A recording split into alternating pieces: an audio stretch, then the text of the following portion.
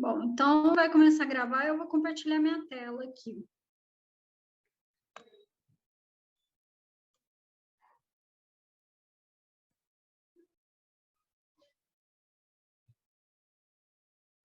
Vocês lembram qual que era o atalho de colocar o chat?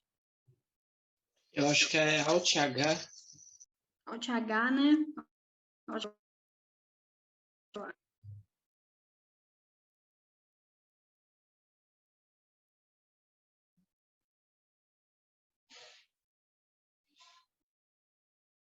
Vixe, tá super lento aqui, gente. Acho que deu até uma travada. É. Eu tô travada aí para o movimento aí da câmera. Tá travado para mim. Você não tá, não. É só o compartilhamento da tela. Ah, tá. Porque para mim tá tudo travado. Paciência, gente, já já. O Tá computador bom. não é muito bom. Aí, agora foi. Foi.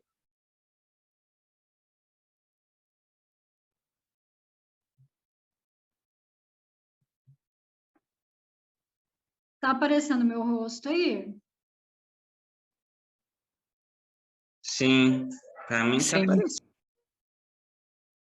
Para mim também. Ah, tá.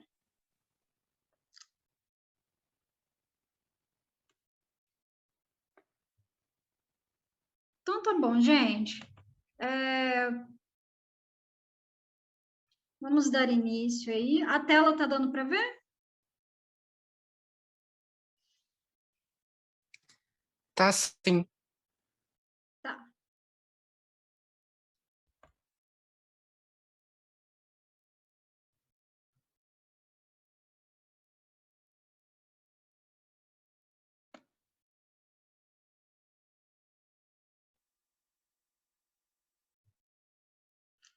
Eu acho que com essa história de gravar, o meu computador fica mais lerdo ainda. Ô, tristeza. É, pode ser isso mesmo. Que é só botar para gravar que acontece isso.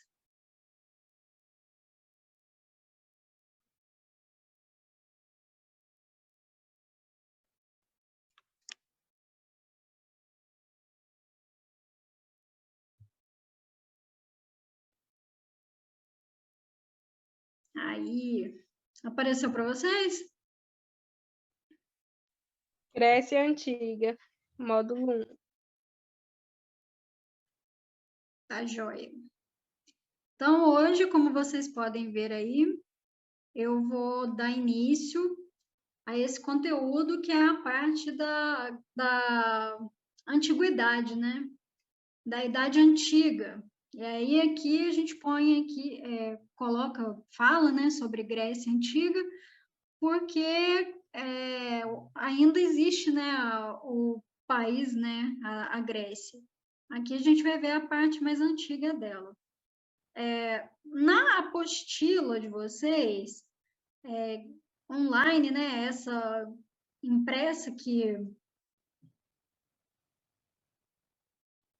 o cursinho disponibilizou para vocês, ela está como frente A no módulo 1.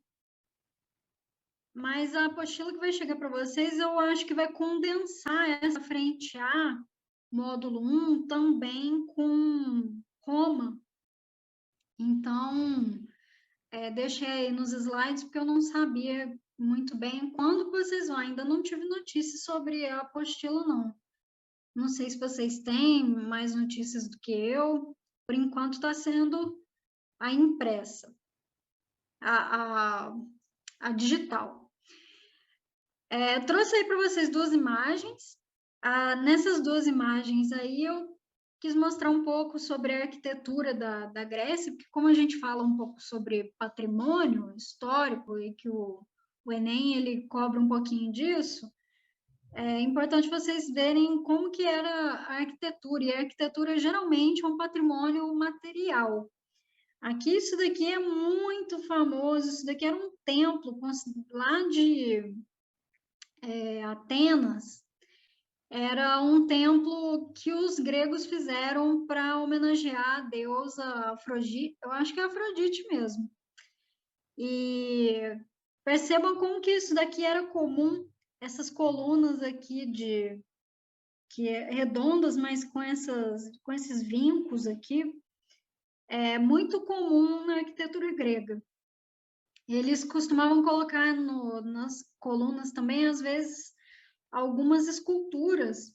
E olha como que eles, já aqui nesse período antigo, eles já tinham muita habilidade para arte, né? Porque eles conseguiam fazer até o movimento aqui do tecido, né? Das roupas deles. E essa arquitetura, ela ajudou muito a gente saber como que era a Grécia Antiga, que por essas esculturas aqui a gente enxerga como que era o ideal do corpo do ser humano, qual que eram as roupagens que eles utilizavam, e às vezes até muito formas, a maneira como eles viviam. E aí eu trouxe para vocês aí uma indagação aí para vocês ficarem, para vocês pensarem um pouquinho. Em que a Grécia, o que vocês acham que a Grécia influencia na vida de vocês? Na nossa vida enquanto brasileiros? Eles estavam lá na Europa, né? Lá do outro lado do mundo. Nós nem fomos colonizados pelos gregos, mas por que a gente estuda a Grécia?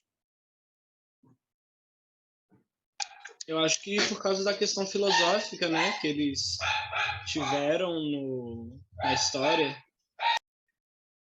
Eu acho que é porque eles foram uma das primeiras civilizações avançadas que tivemos, se não há mais naquela época. Os dois. Quem dá mais? Olhando aí as imagens.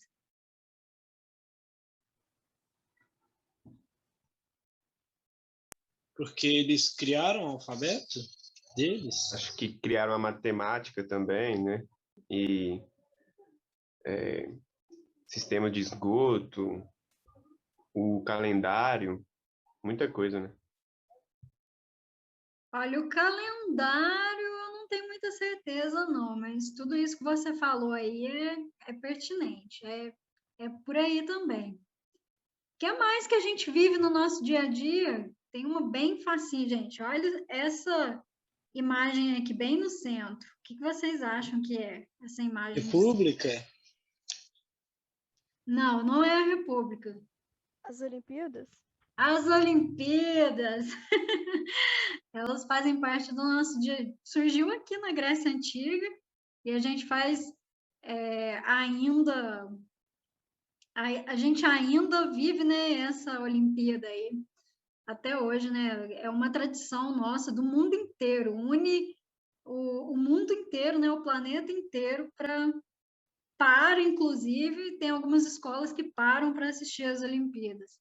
Aqui a gente tem um filósofo, né, o Aristóteles, e ele é um busto dele, né, uma escultura dele, do Aristóteles, que para simbolizar que a filosofia nasceu aqui também na Grécia Antiga. A história também nasceu aqui na Grécia Antiga. Aqui também é uma imagem que remete aos Jogos Olímpicos. Tudo isso daqui, essas duas imagens aqui são cerâmicas, eles produziam muita cerâmica também nesse período. E olha como é que os desenhos deles eram bastante avançados para a época. Falaram aí sobre a questão do calendário não, da escrita. Eles tinham uma escrita própria dos gregos, né, que é simbolizando aqui é o nome da letra. Tá dando para ver aí o meu cursor? Sim. Tá. Sim.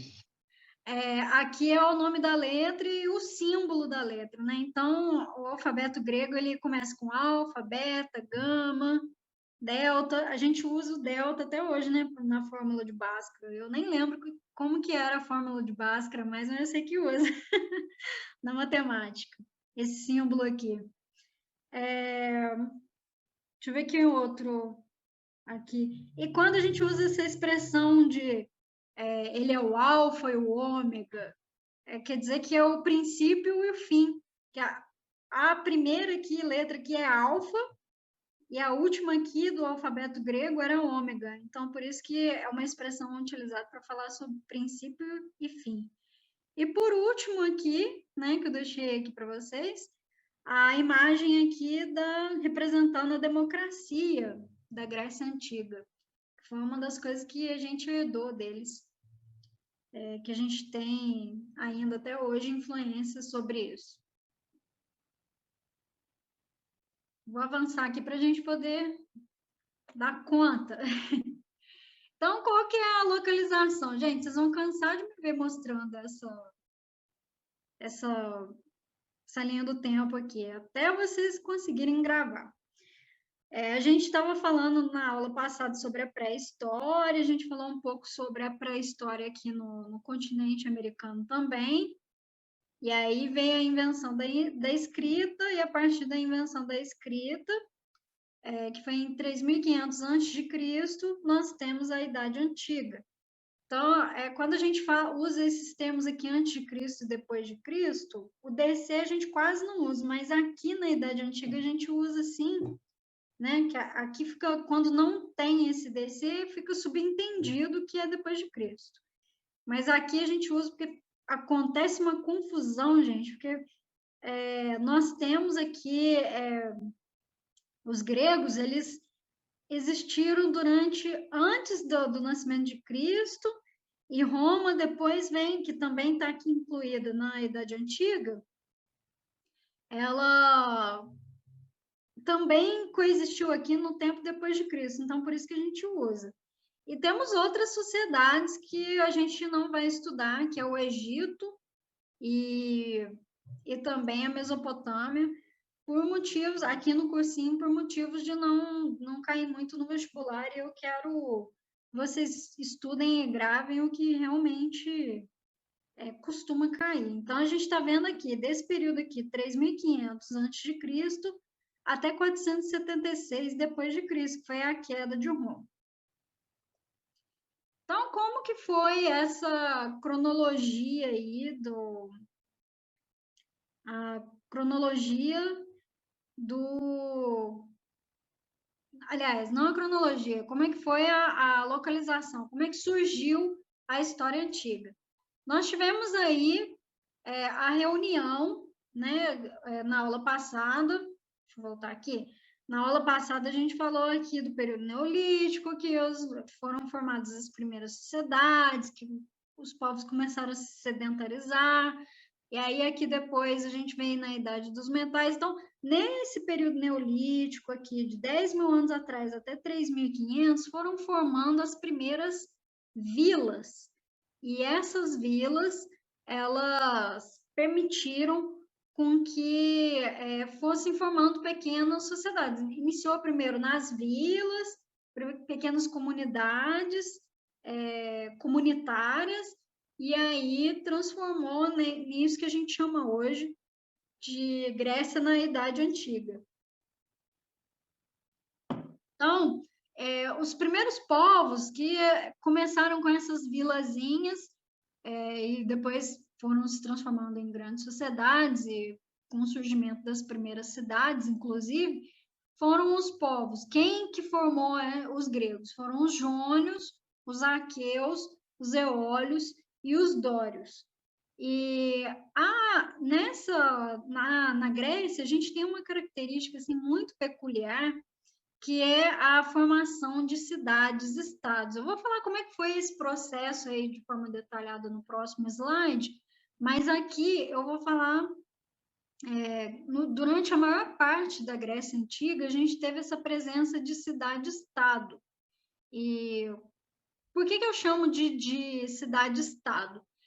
porque eram várias cidadezinhas, e essas cidadezinhas elas tinham autonomia para conseguir para administrar tinha sua própria administração e o seu próprio estadista, em alguns momentos monarquia. Então, tinha uma pessoa, cada cidadezinha tinha uma pessoa para administrar e uma norma de administração. Alguns exemplos aqui de cidades-estados, a gente tem Mecenas, Tebas, Esparta e Atenas, Corinto. E Esparta e Atenas são as cidades que a gente mais vai estudar, porque são as mais importantes para nós. E não tem sentido a gente ficar estudando cada uma aqui, sendo que não tem essa necessidade. Aqui, eu trouxe esse mapa aqui sobre a região do território grego, onde que foi que se localizava. Eu tentei achar na apostila online de vocês, mas eu não achei. E aí eu peguei a apostila também do Bernoulli, mas dividida em 4 volumes. E aí eu tirei uma foto, gente, ficou muito ruim. Desculpa, aí já vou desculpando logo de cara, mas eu vou traduzir aqui para vocês. Assim que vocês receberem a apostila, vocês podem visualizar melhor. Aqui é a Grécia, né, durante a Grécia Antiga, como é o território total deles. A Grécia Antiga é dividida em várias partes, né? A primeira é a Grécia continental, que é essa partezinha aqui em vermelho. Grécia continental vem de continente, né? Da onde vem a maior parte do continente. E aí tem em amarelo aqui a Grécia peninsular. Península, gente, é uma grande extensão de terra rodeada por água, né? Por mar, por oceano, seja o que for. Então, aqui a gente tinha a principal península do Peloponeso, onde localizava aqui a Esparta, né? E aí a gente tem a Grécia insular, que era esse conjunto aqui de ilhas. Insular vem de ilhas, tá? Então, essa partezinha verdinha aqui no mapa era a Grécia insular. A Grécia asiática, que pegava um pouquinho do litoral aqui da região da Ásia, e a Magna Grécia, que é essa parte aqui mais ocidental, desculpa. A parte ocidental aqui do outro lado aqui da Grécia continental. E ela era dividida nesse mar, era banhada, né, pelo Mar Jônio e o Mar Egeu, tá? Aqui embaixo está o Mar Mediterrâneo, que é muito importante. Mais para frente, a gente vai falar um pouquinho sobre ele, em outras matérias. E aqui eu trouxe para vocês esse mapa aqui é o mapa atual da Grécia, né? Que corresponde a essa partezinha aqui, olha. Tirando essa parte da Ásia e tirando essa parte aqui, que corresponde hoje ao território da Itália, né? A Grécia perdeu esses territórios aqui. E como um outro dado sobre a Grécia Antiga, que eu deixei aqui, não sei porquê, mas está aqui, eu fiz esses slides tem muito tempo. A religião que eles seguiam era politeísta e antropomorfa. Alguém sabe me falar o que significa politeísta e antropomorfa? Acredita em vários deuses e os deuses têm forma de gente, de homem. Isso. Forma de gente. Gostei. Forma humana. Antropo quer dizer humano e morfa formato, né? Politeísta, são vários, né? Essa parte aqui da palavra. E teísta diz respeito à religião. Então, são vários deuses e os deuses, eles tinham aparência humana para eles, né? Na crença deles. E aí eu trouxe aqui só a título de curiosidade, tá, gente? Vocês não precisam decorar isso, não. É bom vocês saberem disso, né? E assim, visualizar um pouquinho sobre o que era a mitologia grega. A mitologia, que a gente chama de mitologia, é o conjunto de crenças que os gregos tinham relacionados à sua religião. Então, o mito, né, a mitologia, estava muito ligado às histórias que eles contavam relacionadas às crenças religiosas dele. Então, tem várias histórias falando sobre Zeus, sobre Hera, né, esposa, irmã de Zeus, Poseidon. Depois a gente vai ver que essa história do deus dos mares influenciou muito na expansão marítima, na Idade Moderna. E aí tem os filhos dos Zeus, e tem até o filme, né, que todo mundo já cansou de ver, do Hércules, sobre a mitologia grega. É um filme infantil, mas é muito legalzinho, assim, de aprender um pouco sobre a mitologia grega e como que os gregos pensavam sobre a religião deles. Uma coisa muito importante que também está relacionada é como é que eles cultuavam essa mitologia. Eles utilizavam de sacrifício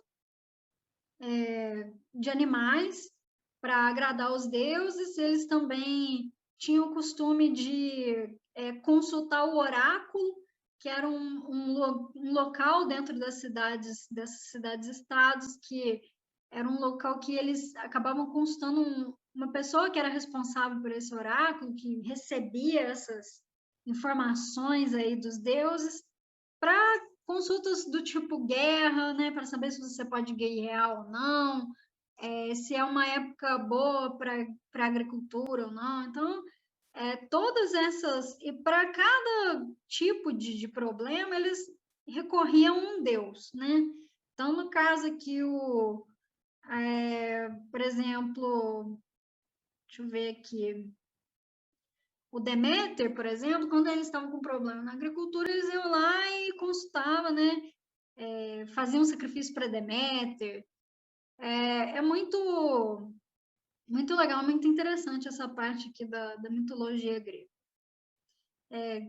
Só ressaltando aqui, não tem necessidade de vocês ficarem decorando, não. É só para vocês saberem que existia isso, né? E como que funcionava. Porque às vezes o Enem põe um enunciado muito grande sobre mitologia grega e eles pedem interpretação. Então, é um dado interessante. Como que a gente estuda os períodos gregos, né? Como que a gente estuda a Grécia Antiga?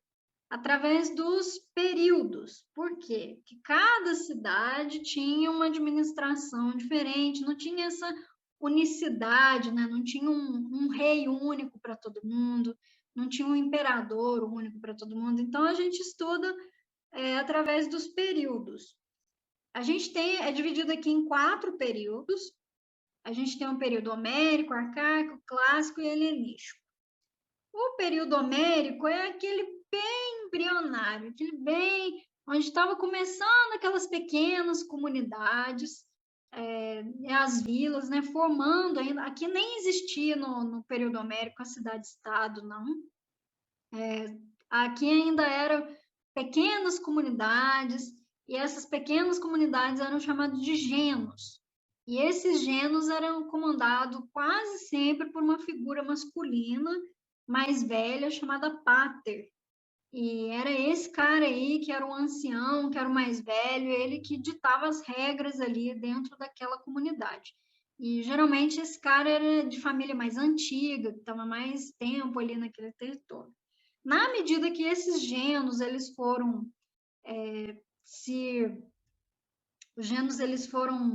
aumentando a população, na medida que isso foi ocorrendo, o geno ele passou a... Deixa eu só arrumar aqui a minha telinha, gente. Eu estou tentando já há um tempão tentando resolver isso, mas não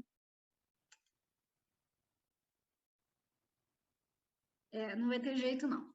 Aí, a partir desse período aqui do genos, que eles tiveram essa expansão de populacional, e aí começou a ter esse período de formação das polis, né? Polis é sinônimo de cidade aqui na Grécia.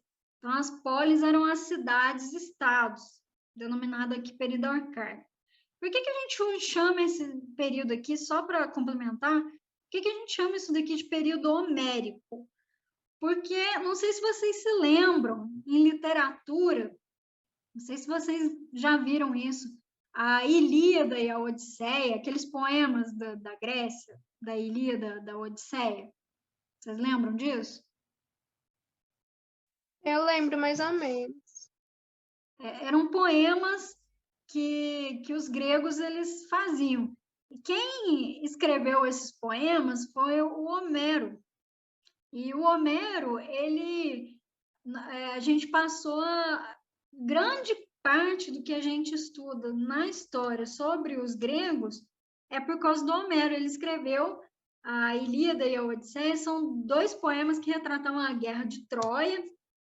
Os 2 falavam sobre isso, um sobre a guerra de Troia mesmo, e depois a volta, né, dos guerreiros na guerra de Troia. E foi escrito falando sobre esse período aqui dos gênios. Então, por isso que a gente chama aqui de período homérico, porque foi o Homero que deu essa luz para a gente sobre esse período de formação dos gênios aqui. Apesar de ser uma poesia, e de ser uma poesia assim, que traz muito sobre ficção, né, do período da realidade, mas só para dar uma ideia para vocês, quando a gente assiste uma novela, por exemplo, falando sobre o Brasil, a gente sabe muito sobre a sociedade, sobre como que a gente pensa a sociedade brasileira, né? Então, vou dar um exemplo bobo aí, quando a gente fala sobre Mulheres Apaixonadas, né? Foi a última novela, vai ver, que eu assisti na vida, que quando fala sobre a sociedade da classe média naquela época, ou fala sobre as favelas, uma novela que fala sobre as favelas brasileiras. Não é exatamente assim que funcionava, mas a gente tem uma ideia de como que é contada, né, através de como que esses autores eles contam sobre a favela no Brasil, a gente tem ideia, né, de como que é a favela nesse período que foi produzido essa novela, né? Então, deu para entender a lógica daqui do Deu sim. Então, a lógica era essa. Então, a gente sabe que aqui, através do Homero, a gente sabe o que foi a formação dos gêmeos aqui, que ele conta bastante nas poesias sobre essa formação de gêmeos. E aí, depois, quando vem as primeiras, né, a formação das polis, que eram as cidades-estados, veio o período arcaico. Essa palavra que é arcaico vem da arqueologia, que significa antigo. Então, embora aqui o homérico seja mais antigo do que o arcaico, eu não sei por que cargas d'água eles colocaram o mais antigo aqui arcaico, eu acho que é mais antigo depois do Homero, né? Pode ser isso. E aí é considerado o período antigo comparado ao período clássico, aqui, que é o próximo que a gente vai ver aqui. Então, as primeiras formações das polis, que foram as primeiras, quando começou a surgir as primeiras cidades devido ao crescimento populacional e também através de invasões de outras populações, foi ficando insustentável essa formação dos gêneros aqui, eles começaram a formar cidades-estados. Inicialmente, aqui nesse período arcaico aqui, a gente tinha uma monarquia, mas a monarquia também caiu, porque eu vou falar um pouquinho mais para frente sobre isso, ela caiu porque foi dando tanta confusão, foi tendo tanta gente, entrando tanta gente nesse período arcaico aqui, e foi tendo vários conflitos entre os povos, e aí eles sentiram uma necessidade de reorganização, e através dessa reorganização eles desenvolveram a democracia, está muito vinculada aqui nesse período clássico. Então, o clássico, que é onde a gente vê aquelas construções belas, né, estátuas, essas arquitetura clássica e esculturas clássicas também, é o período clássico, porque foi o período de maior crescimento aqui das cidades-estados e que teve maior consolidação e estabilidade também dessas cidades-estados. E o período helenístico aqui é um período onde predominou o império do Alexandre o Grande. Chama helenístico, então, só para retomar aqui, gente, que eu não sei se ficou claro, é clássico porque a gente, depois dos gregos, né, a gente começou a chamar de clássico, que era o auge dos gregos, né? Então, aqui acabou se tornando um clássico, e depois esse clássico aqui, toda essa arquitetura, todas essas ideias, juntamente com esculturas, e tudo que foi desenvolvido aqui durante o período clássico, foi copiado depois mais para frente. Então, é por isso que é chamado de clássico. E período helenístico aqui, eu vou contar uma bomba aqui para vocês, não sei se vocês sabem, mas os gregos, talvez vocês saibam, talvez não, mas os gregos, eles não se chamavam de gregos. Eles não falavam, grego, vem aqui. Eles eram reconhecidos como helenos. Então, eles se sentiam e eram reconhecidos como nós somos os povos helenos. Então, essa cultura helenística aqui vem dessa parte aqui dessa estrutura, né, do vocabulário dos helenos, né? Helenístico porque foi a expansão da cultura, um período de maior expansão da cultura grega. Mas eu vou falar disso com mais detalhes mais para frente. E quem deu esse nome aí de gregos, né, para os gregos, foram os romanos. E a gente chama eles de grego até hoje. Inclusive, a Grécia é chamada de Grécia até hoje por conta dos romanos. Mas eles eram reconhecidos.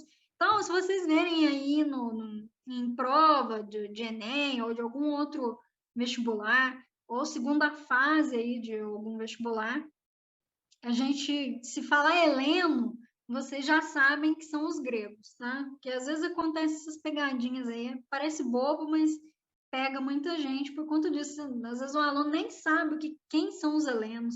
Aí vai ver, era a Grécia Antiga. Nossa, a Paula falou lá nas primeiras aulas. E aí vocês vão ficar tristes se eu não falasse.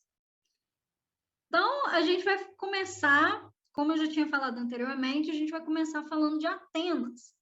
Porque Atenas e Esparta são as cidades mais importantes que tiveram um maior desenvolvimento aí na comunidade grega. Uma coisa que eu esqueci de perguntar para vocês. Então, se eram cidades, só fazendo um parênteses aqui, se eram cidades-estados, o que unia esse povo heleno?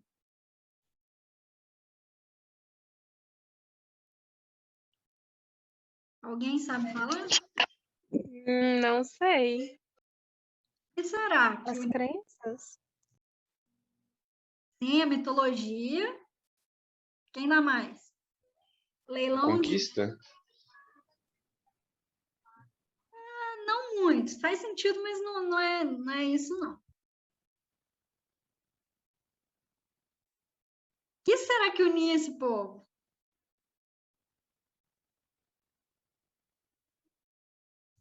Deixa eu ver aqui no chat, gente. Sumiu o meu chat aqui de novo. Eu tô tentando aqui pôr o Alt H+, mas não tá vendo. Tem alguém perguntando alguma coisa aí? Agora apareceu. Religião.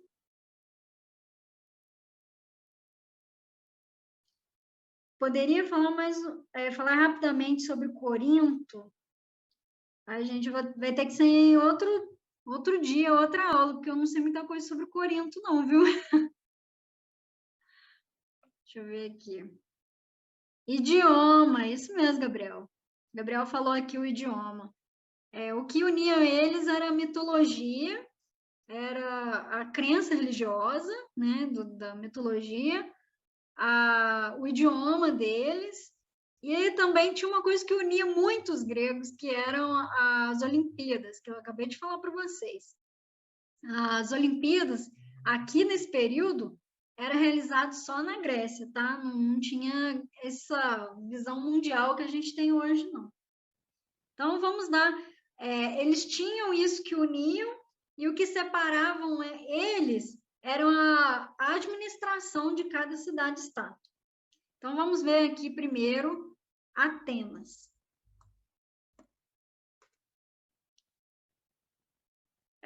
Nós tínhamos aqui, eu vou falar disso para vocês, gente, porque Atenas tinha uma divisão social muito parecida com Esparta, só que Esparta muda os nomes. E aí você vai falar, ai, nossa, mas que chato, tem que saber disso? Tem que saber que existia isso, porque eu já vi questão de vestibular. Algumas universidades, não sei se alguém vai fazer particular aqui, não sei se vai ter alguém que vai fazer alguma universidade que exige segunda fase, né? E essa segunda fase é história, né? Dependendo do curso que vocês vão fazer, pode ocorrer isso. Mas é bom vocês saberem que existia, porque às vezes vocês veem essa palavra aqui, metexo, e vocês não vão saber. Mas basicamente era dividido em 3, a estrutura social de Atenas. No topo da pirâmide, né, da estrutura social aqui, nós tivemos os cidadãos. E aí eu vou entrar numa parte polêmica aqui de Atenas, que é saber quem são os cidadãos. Porque cidadão, vocês lembram lá na primeira aula que eu falei que às vezes um conceito aqui lá para trás é diferente de um conceito atual? Cidadão aqui eram aqueles que eram nascidos em Atenas e que eram descendentes de pessoas nascidas em Atenas, né? Então, dos primeiros povos que habitavam ali. Então, esses eram os cidadãos.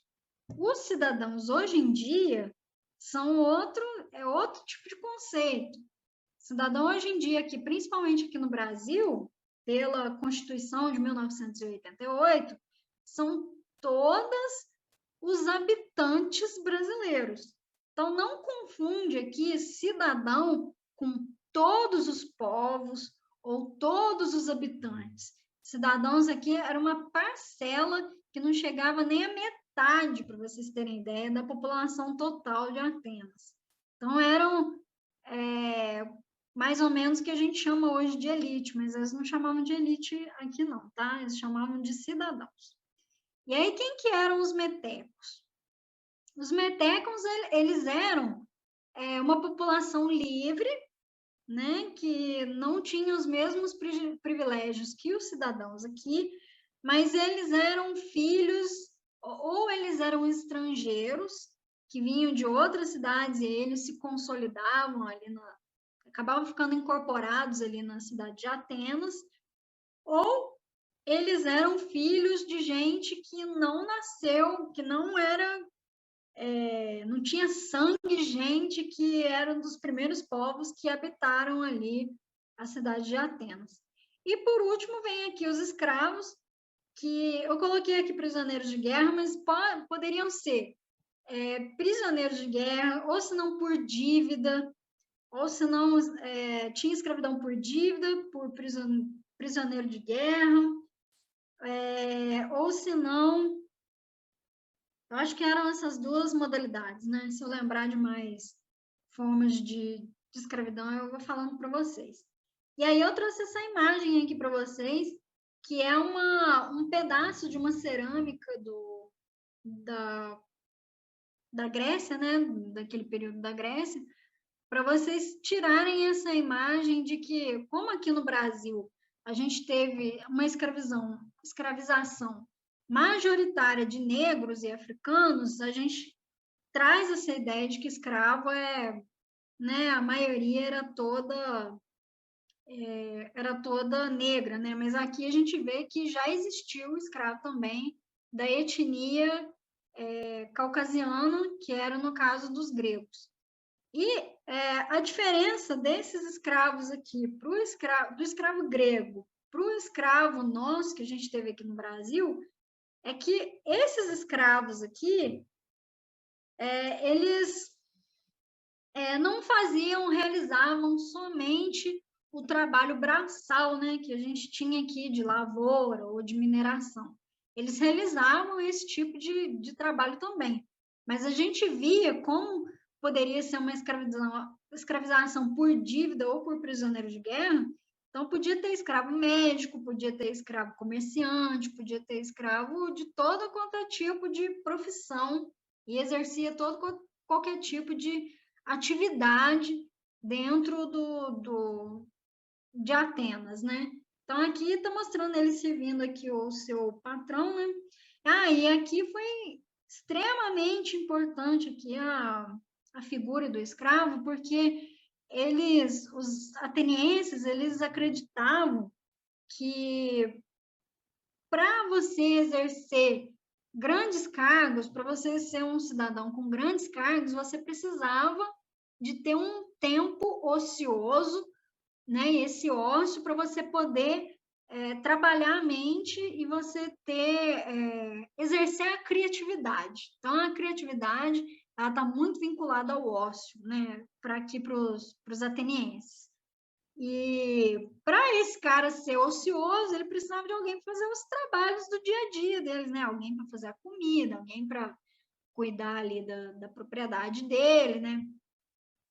Então, os escravos, eles foram fundamentais, não que eu esteja concordando aqui com esse tipo de prática, mas era fundamental para que a sociedade ateniense pudesse se desenvolver.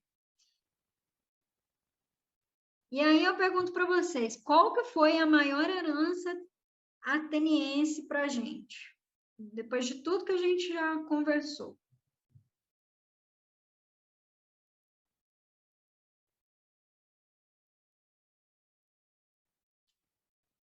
Ninguém?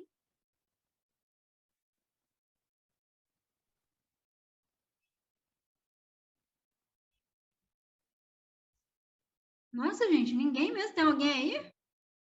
Vocês estão me escutando? Sim. Tô pensando, mas eu não sei. A maior herança A língua, ateniense. Oi, pode falar. chutei. A língua, Não escutei, gente. a língua, o vocabulário que a gente pegou dos gregos, A A filosofia? gente. A política, Os dois últimos que falaram aí. Não escutei. Filosofia? e política. Tudo isso foi importante, mas a coisa mais importante que a gente teve aqui na herança ateniense foi o conceito de democracia, que está muito ligado à política, tá, gente? Então, a língua, só para falar um pouquinho sobre isso,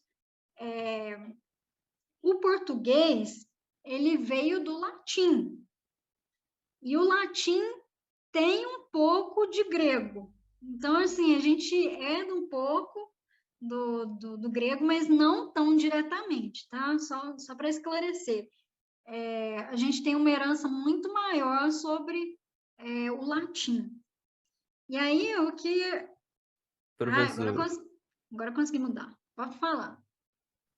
em Atenas, os povos que elegiam seus líderes não tinha, por exemplo, passado de sangue, de monarquia envolvido, não? Eu vou falar disso agora. Como que desenvolveu essa democracia ateniense?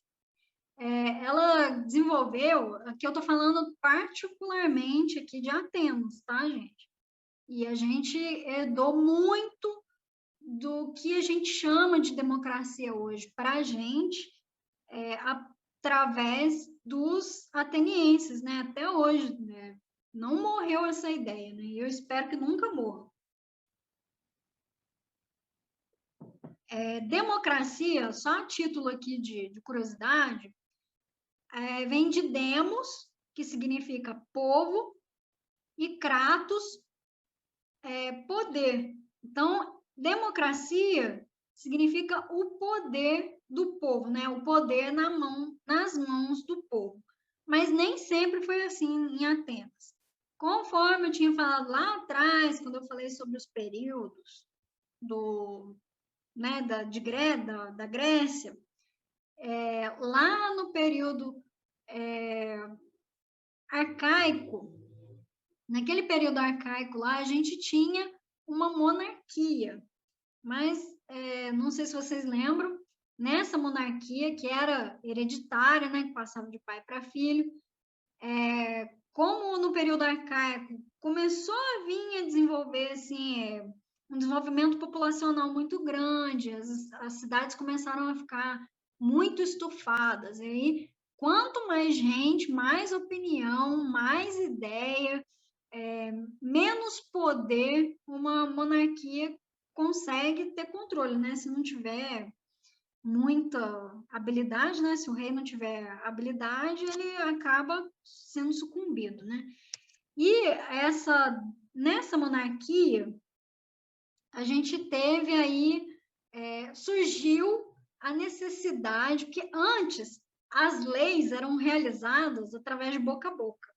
Então, quem tinha maior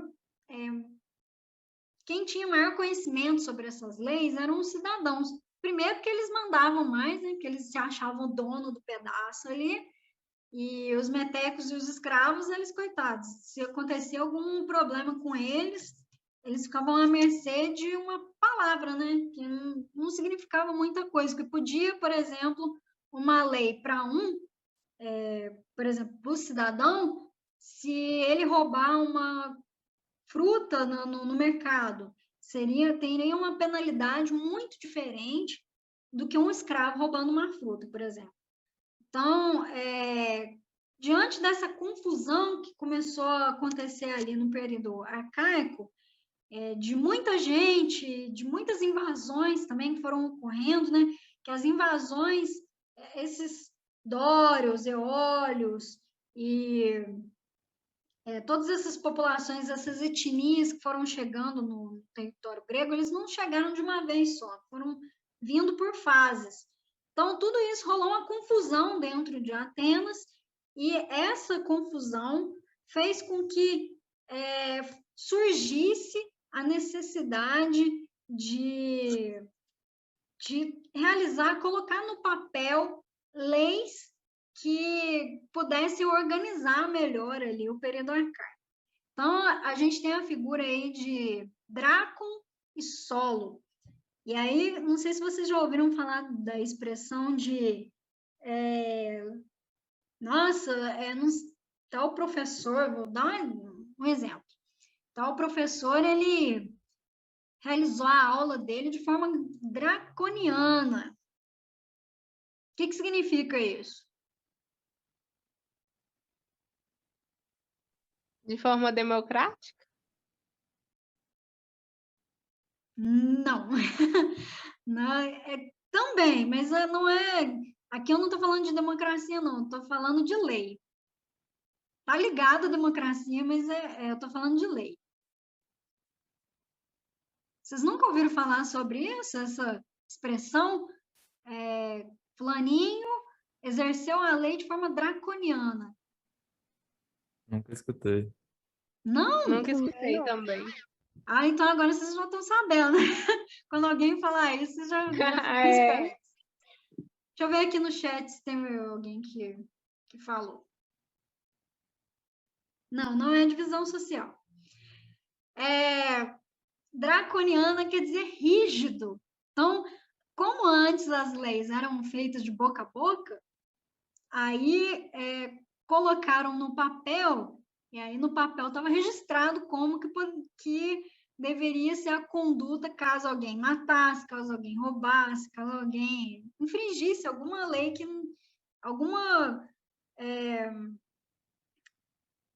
quando eles combinavam, né?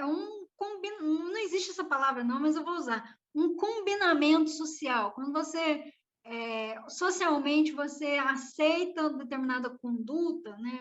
Uma conduta que é socialmente aceita, mas aí ela não é muito bem clara e objetiva, então pode haver diversas interpretações para que aquela lei, né, o cumprimento daquela lei possa ser executado. Mas quando você coloca no papel, tem mais chance de você conseguir que uma lei seja igual para todo mundo. E aí o Drácon, ele foi o primeiro aqui que se tem notícia, dentro aqui de Atenas, a tentar organizar essas leis e colocar no papel. E aí, como ele era muito rígido, né? Por isso essa expressão de lei draconiana, que é uma lei assim muito rígida, muito não tinha nenhuma exceção, não poderia haver nenhuma exceção. Era aquilo e pronto, acabou. Ele tentou beneficiar os cidadãos, principalmente, né? E aí a população, os metecos e os escravos, eles começaram a fazer movimentos, né, de contestatórios aqui nesse período.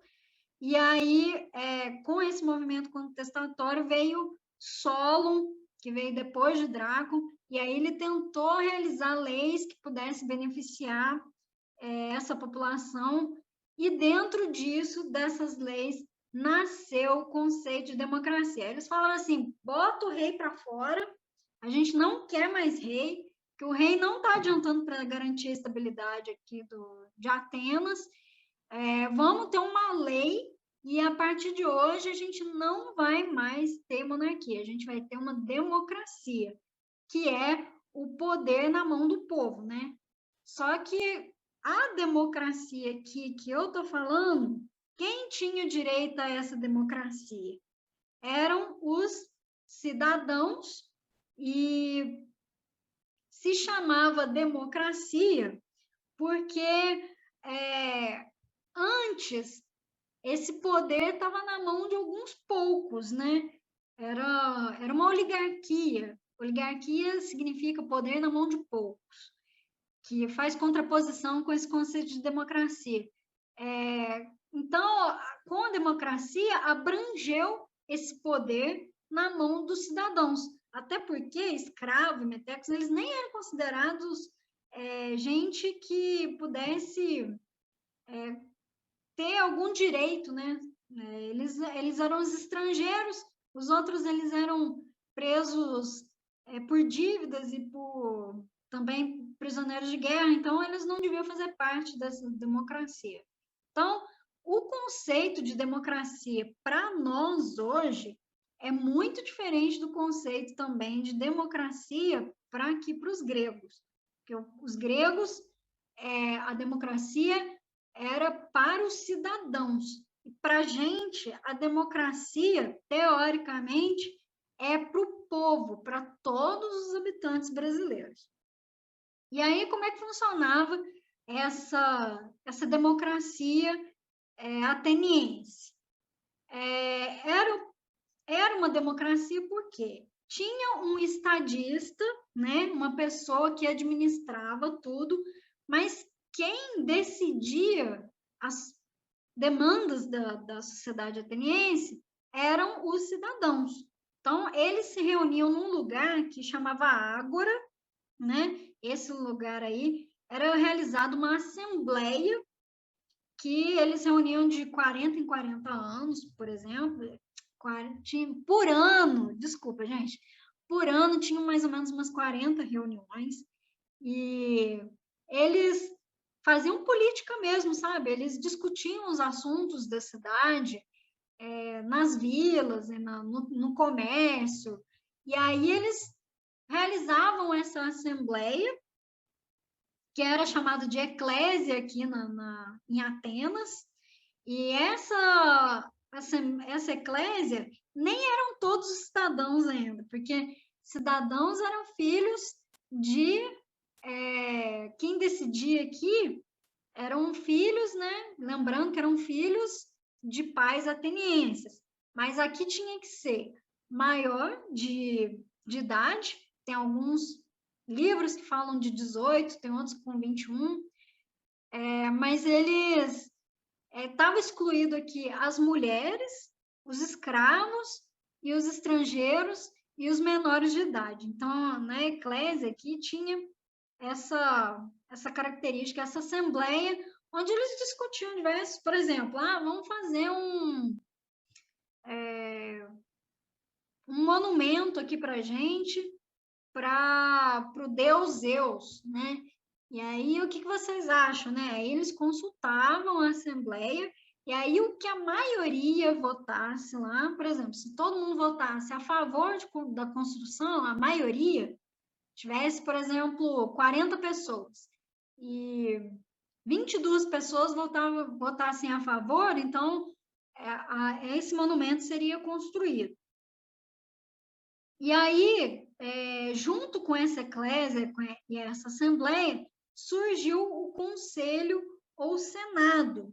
Senado vem do grego senax, e senax significa ancião, velho. Então, esse conselho aqui era para pessoas mais velhas. Até tem aqui cidadão ateniense, não é aqui que tem, não. É lá em Roma. Mas eram os mais velhos que compunham esse conselho, então eles propunham projetos de lei para a administração, né? Então tinha esse conselho, tinha os habitantes que votavam e tinha também aquele que o estadista que era responsável pela administração disso tudo, né? Da assembleia, do conselho, mas não era ele que mandava, era o que a assembleia decidia, era o que ia ser determinado. Então, e tem uma outra característica muito legal aqui, é que se algum grego, ele começasse a conspirar contra a democracia, se ele fosse uma ameaça para essa democracia, eles praticavam o ostracismo. O ostracismo era o banimento por 10 anos de quem ameaçasse. Então, eram mandados para fora da Grécia. Se você não era a favor da democracia, pode ir embora. Era mais ou menos isso que o ostracismo definia. Então, aqui eu trouxe uma imagem, né, esquecendo de falar aqui, a Bulé, que era esse conselho e o senado, e a eclésia, que era a reunião das assembleias aqui. Então, só ressaltando aqui, eram os atenienses, homens livres, né? Ainda tinha essa característica, né? Tinha que ter o escravo, porque para você ter criatividade para resolver os problemas da cidade, você tinha que ser livre de trabalho. E aqui, outra coisa que eu esqueci de falar também, é que lá nas cidades-estados, no período arcaico, começa a surgir o primeiro conceito de propriedade. Então, ali que nasceu a propriedade. Antes, era tudo de todo mundo. E aqui começou a ter a propriedade privada, né? Então, esse pedaço de terra aqui é meu, eu estou na mesma cidade que você, mas esse pedaço de terra aqui é meu. Sou eu que mando aqui. E aí, eu trouxe para vocês a diferença aqui das democracias. Porque tem a democracia ateniense e tem a nossa democracia, que é uma democracia representativa. Alguém sabe me falar aí qual que é a diferença de um para outro?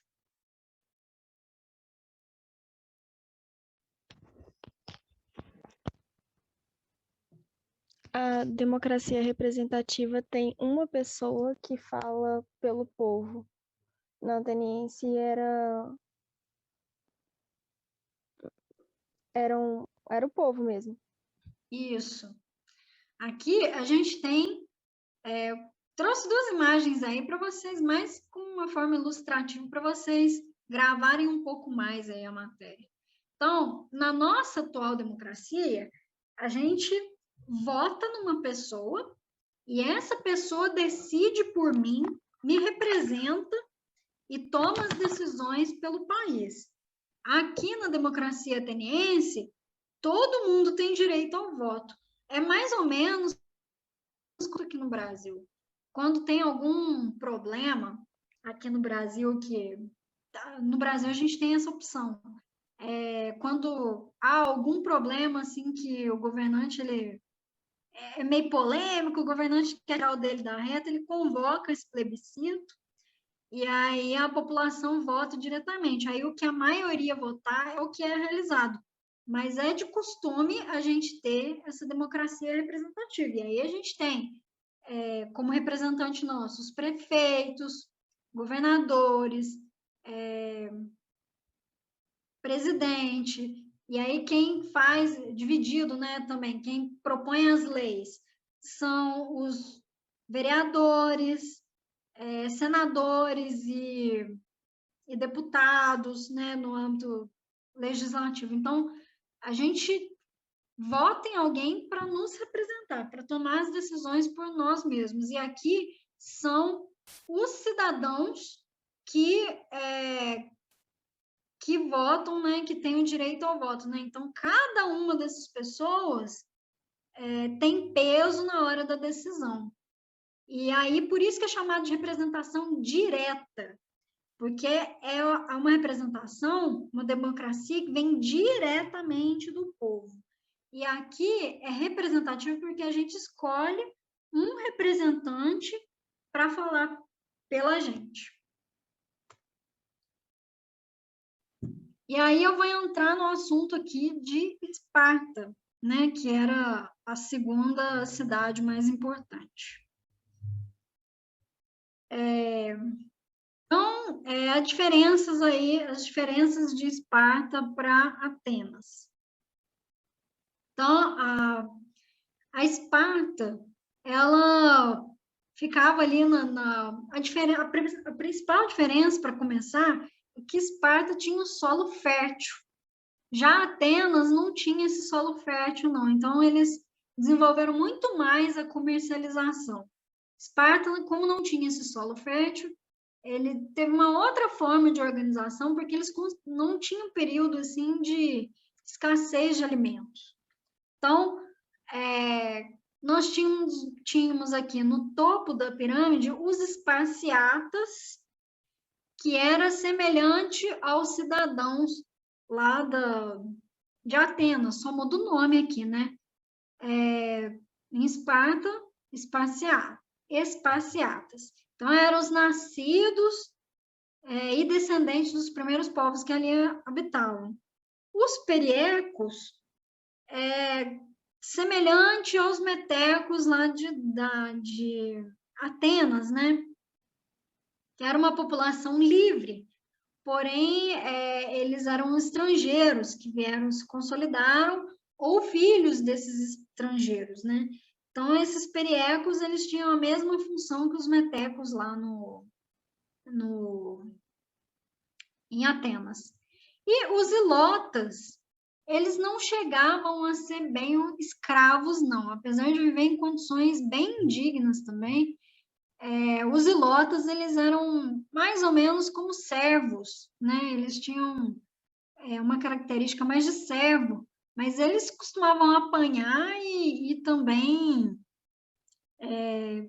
eles deviam muitas obrigações para o Estado, para os esparciatas, e eles tinham condições bem indignas também de vida.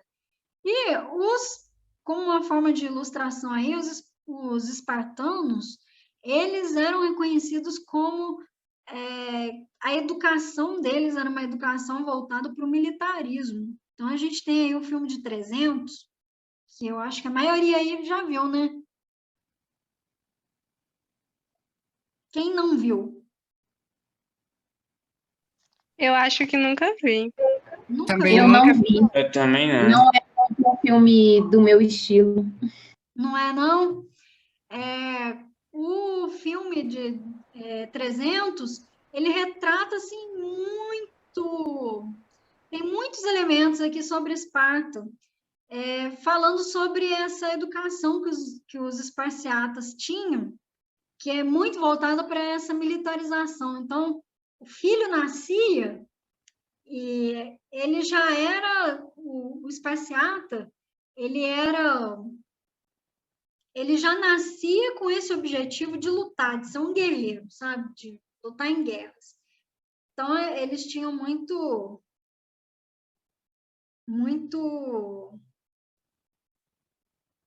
Tô olhando aqui o chat, gente, porque choveu de gente aqui. Eles tinham muito essa visão aí de conquista e de ser bastante rígido na educação para militarização. Então, eu trouxe aqui algumas esculturas feitas na época, né, feita de metal, sobre como que eram as roupagens aqui dos esparciatas, né, dos espartanos, do guerreiro espartano, né? Essa aqui que era o uniforme deles, o militar deles na época.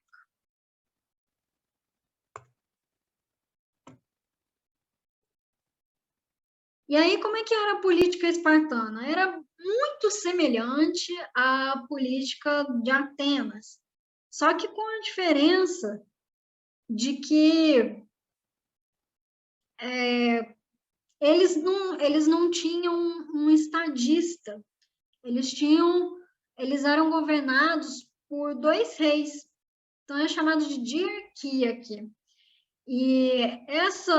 Mas apesar disso, eles tinham uma assembleia também, que era chamada de Apela, né? Aqui era chamada de eclésia em Atenas, né? Essa assembleia. E aqui, em Esparta, é chamada de Apela. Então, essa assembleia elegia a Erúsia e o Eforato. E quem que era a Erúsia e o Eforato? A Erúsia era um órgão de caráter legislativo. Quando a gente fala de legislação, a gente fala de construção de leis, né? De formar leis. E o Eforato tem a função executiva. Executiva vem de executar as leis. Então, eles tinham essa divisãozinha aí de Jerúsia, Eforato e Apela. É importante saber disso daqui? Se você for fazer um vestibular aí, que tem a segunda fase, ou se não, algum vestibular particular, mas para o Enem é bom vocês saberem que existia isso daqui, porque às vezes na questão do enunciado vem falando todas essas palavras aqui, e aí vocês não sabem nem do que se trata, nem de onde que vem essas palavras e de qual período, de quem que a gente está falando. Então, é bom vocês terem essa noçãozinha, né? Então, aqui a Jerúsia, que era uma assembleia, era feita de 22 homens maiores de 60 anos, eles elaboravam as leis, né? E o Eforato, ele tinha 5 membros eleitos anualmente, tinha função executiva, e a Apela, que era a assembleia, né?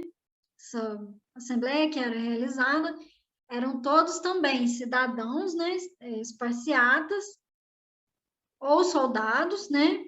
Mas, aliás, sendo esparciata, obrigatoriamente você tinha que ser soldado, exceto se você não fosse mulher. Eu vou falar um pouco sobre essa educação espartana para vocês.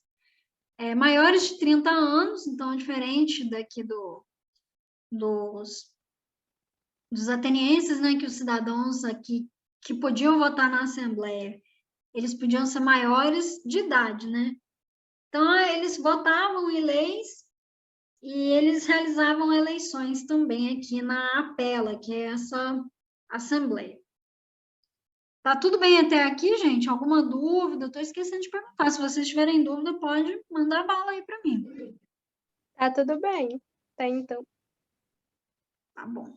Até agora não tô com nenhuma dúvida, não, mas se eu tiver alguma dúvida, eu mando no WhatsApp. Tá bom. Pode mandar, sim, viu? E aí, agora que eu vou falar sobre a política, a educação espartana.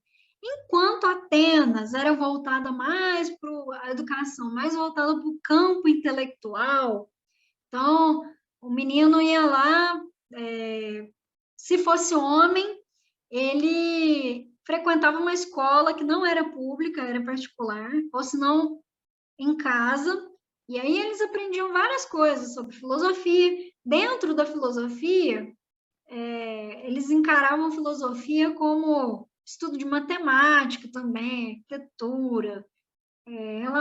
Filosofia é philos, né, que é amor, phia, que é o pensamento, né? Então, é o amor pela razão, pelo estudo do pensamento humano.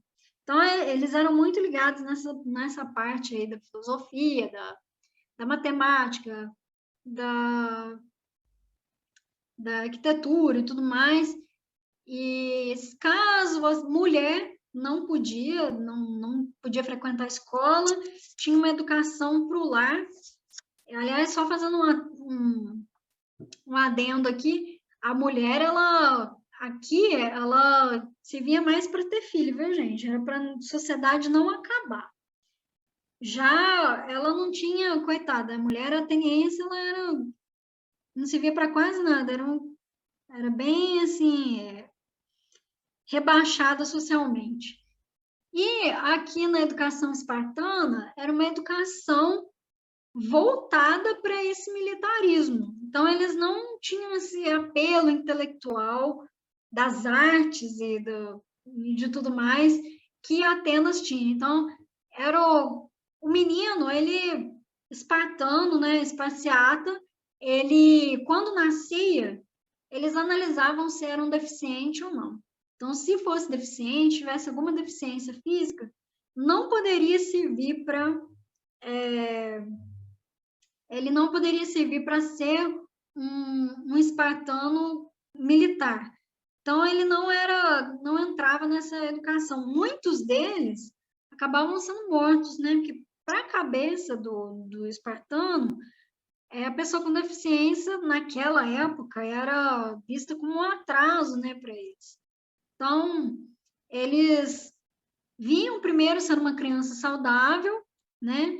E aí eles, a partir dos 7 anos, eles já começavam o Estado é que cuidava dessa educação. Então, eles já tinham, assim, lutas corporais, corridas, todos os exercícios físicos, exercício de defesa, de ataque. Eles aprendiam tudo sobre a militarização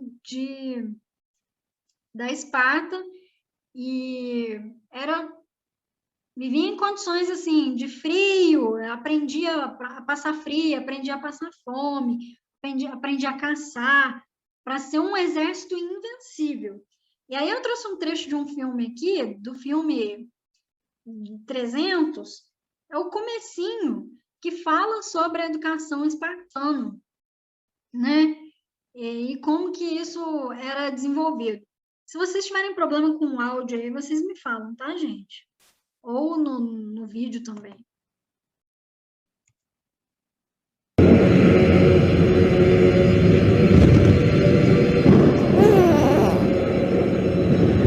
When the boy was born, like old Spartans, he was inspected.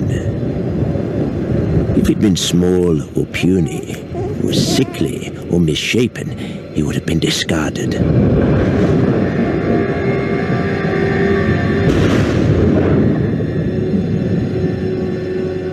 From the time he could stand, he was baptized in the fire of combat.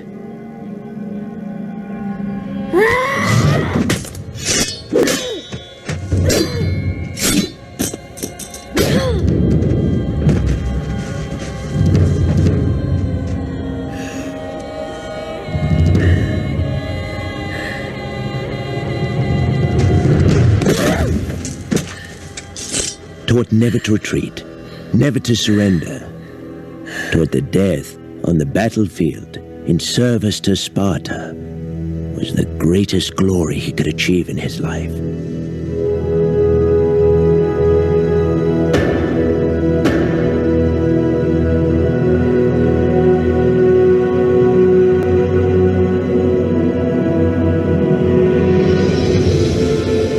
At age 7, as is customary in Sparta, the boy was taken from his mother and plunged into a world of violence. manufactured by 300 years of Spartan warrior society to create the finest soldiers the world has ever known. The Agoge, as it's called, forces the boy to fight, starves them, forces them to steal, and if necessary, to kill. By rod and lash, the boy was punished, taught to show no pain, no mercy,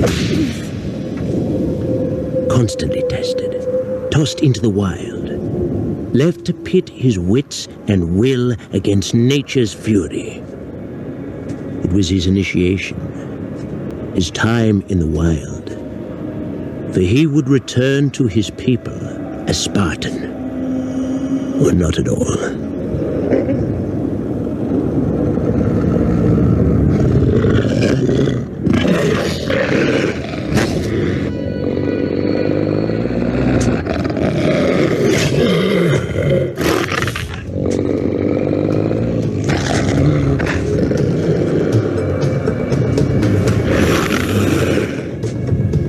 Begins to circle the boy. Claws of black steel, fur as dark night, eyes glowing red, jewels from the pit of hell itself.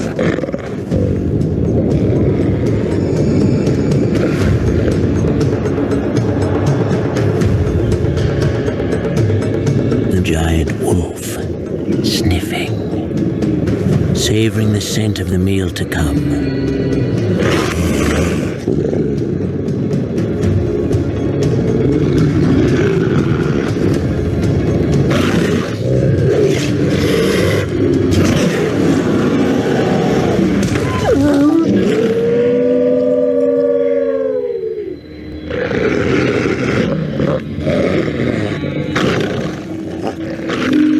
It's not fear that grips him, only a heightened sense of things. The cold air in his lungs. Wind-swept pines moving against the coming night.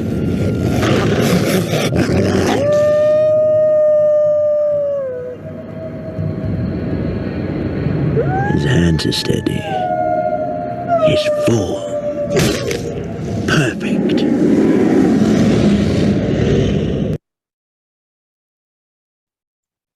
Então, gente, esse daí é que era a educação ateniense. Alguém quer comentar alguma coisa? Era algo bem patriota, né? Que eles ensinavam os meninos a servir a Esparta, né? Aham. Era bem assim, era uma educação voltada para eles, o objetivo de vida deles tinha que ser servir a Esparta e compor um exército muito forte. A gente tem que lembrar aqui, que eu vou entrar agora nessa parte aqui, eu acho que hoje não vai dar tempo não, mas falando sobre as invasões, né, um período onde tinha muitas invasões de povos, né, no território grego. Então, ter um exército nesse período era muito importante. Alguém mais? Professora, me tira uma dúvida.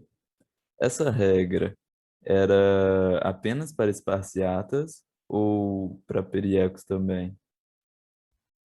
E coitado dos periecos, eles não faziam parte disso, não. Eles nem eram considerados gente aí para eles. Os periecos, eles ficavam mais com a parte ganhavam a vida, né, comercialmente, ou senão na agricultura. Aqui esses guerreiros eram os considerados cidadãos, né, que cidadãos no conceito de Atenas, né, que aqui a gente vai chamar de esparciatas.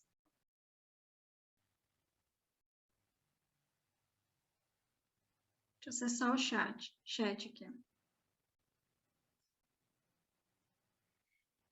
Isso, Gleicilene.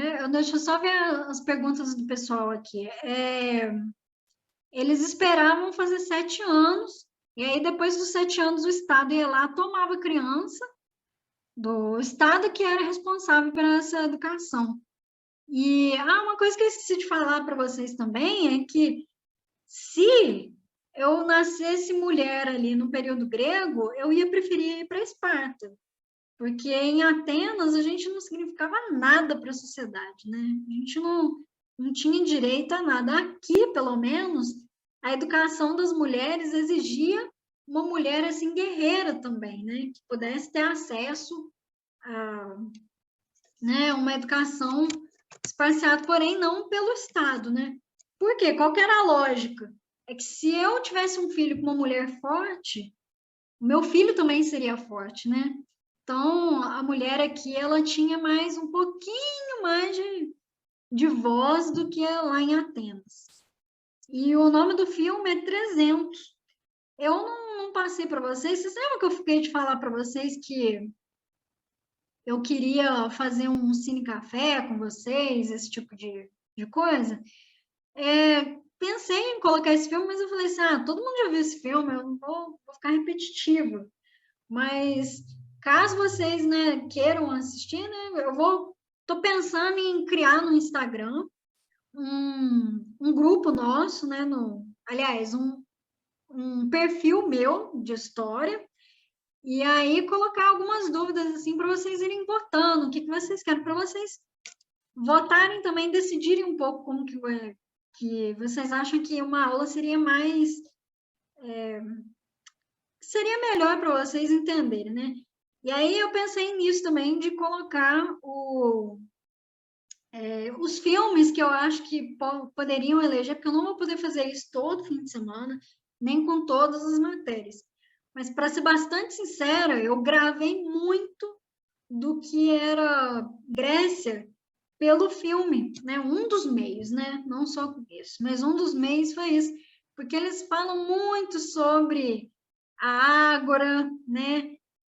A consulta dos deuses, essa questão dos deficientes, e principalmente do exército aqui esparciatas, né? Porque 300 fala sobre os espartas, né? Os gregos espartanos.